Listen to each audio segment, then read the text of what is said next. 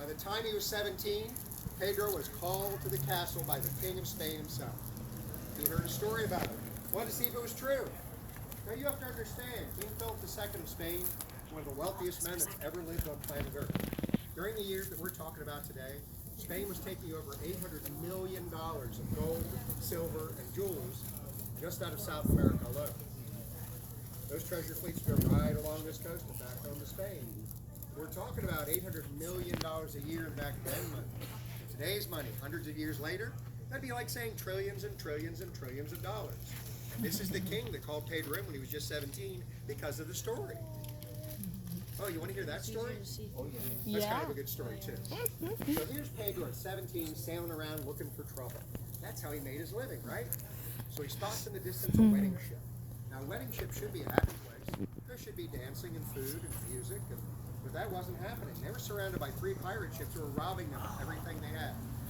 Well, Pedro being Pedro sailed right up to him and said, "Gentlemen, my name is Pedro Menendez. If you surrender to me right now, there'll be no trouble."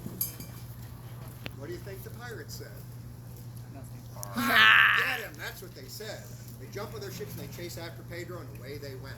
Now those sailing ships were using the wind, so they weren't super fast, but the pirate ships were big and heavy.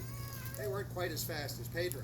And as they sailed along, those 3 pirate ships got further and further apart from each other, to where they couldn't help each other, even with their cannons. And that's when Pedro pounced. He spun around and attacked the first pirate ship. He took them prisoner. Now he had 2 ships. He took those 2 ships and began attacking the other 2 pirate ships. In full view of the wedding party. They were standing on the deck of their ship, their mouths hanging up, going, "What in the world is he doing?" Somebody should write this down. And dozens of people wrote down that day what they saw. And it turns out, my friends, our founder, Pedro Menendez, captured all 3 pirate ships. He put them in chains, went back to the wedding party and said, "Ladies and gentlemen, my name is Pedro Menendez. Enjoy your wedding day." And this is what the King of Spain heard. And when he heard this, he said, "Who is this guy? Who does this Princess Bride try to stuff? This is crazy. I need him on my team. This is Pedro. I want you to buy treasure fleets in the New World." He did that for 15 years. $800 million a year he was responsible for. Isn't it crazy? Wow. Then the king said, "I need a settlement in Florida." Everybody else has failed.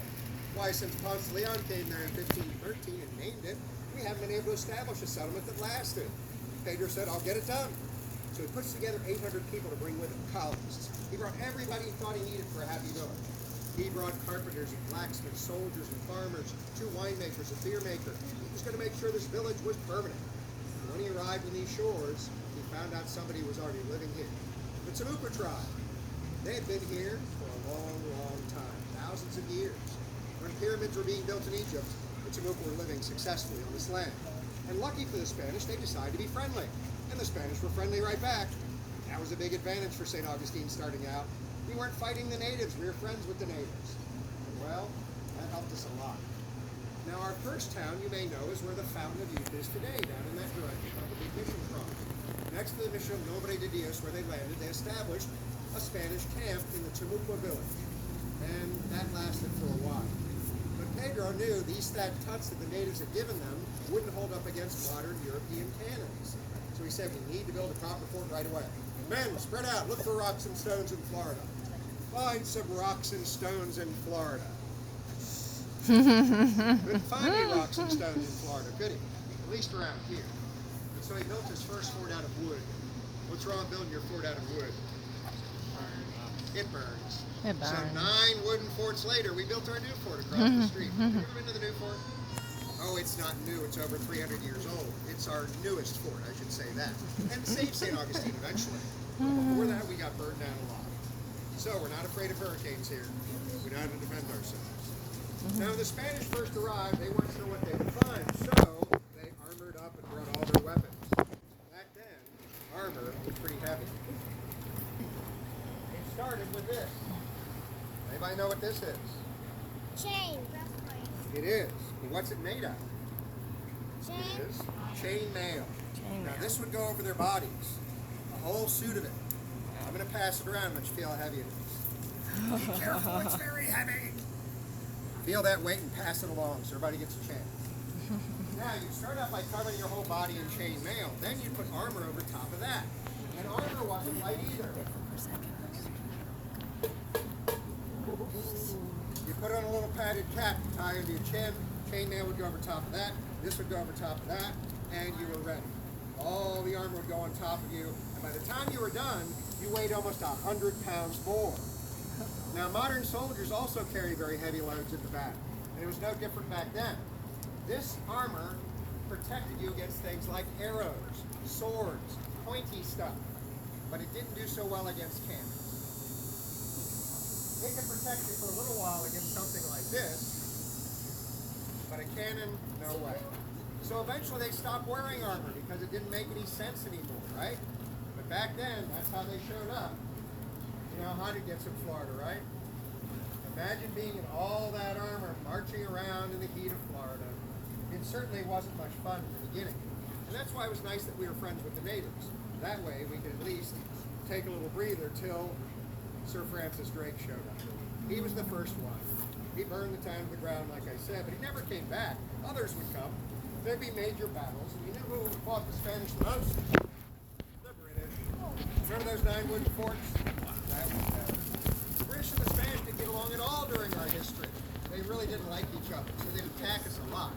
Well, we'd run into the woods, they'd burn part of the town down, we'd run them away and rebuild the town. That would make them mad, so they'd come back and try and burn the town down again. It went back and forth and back and forth and back and forth. So it surprises people when you discover the British actually were in charge of Florida for just a little while, about 21 years. It didn't happen until 1763. And No, it give it to happened because him. of a battle. The Okay. Spanish had ruled all the way up till then, hundreds of years. They signed a piece of paper. They sat down and talked about it. Went to Paris and signed a treaty. This piece of paper said, well, we won't fight for a little while, and the British can have Florida. After all those forts got burned down. Well, the Spanish left for places like Cuba, Mexico, and Spain, and the British took over for 21 years. They changed the town completely. Well, all the Catholic Church, they wanted to turn into Protestant church. So they said, we don't want to build a new church, what should we do? We'll take the altar from the Catholic end and put it on the opposite side of the building, and now it'll be a Protestant church. Isn't that silly? But that's exactly what they did. They put second stories on the houses, glass in the windows, all kinds of changes. So St. Augustine has been here a long time, and we survived. That's the tale we're going to tell today. Yes, sir. Yep.